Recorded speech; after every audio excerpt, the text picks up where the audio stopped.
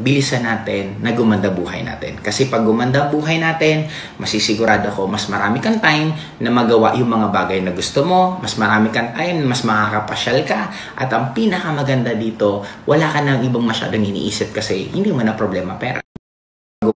Bilisan natin na gumanda buhay natin. Kasi pag gumanda buhay natin, masisigurado ko mas marami kang time na magawa yung mga bagay na gusto mo, mas marami kang time, mas makakapasyal ka, at ang pinakamaganda dito, wala ka nang ibang masyadong iniisip kasi hindi mo na problema pera.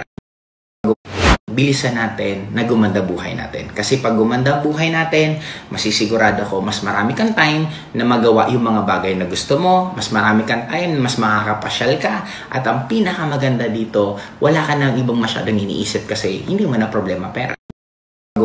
Bilisan natin na gumanda buhay natin. Kasi pag gumanda buhay natin, masisigurado ko mas marami kang time na magawa yung mga bagay na gusto mo, mas marami kang time, mas makakapasyal ka, at ang pinakamaganda dito, wala ka nang ibang masyadong iniisip kasi hindi mo na problema pera.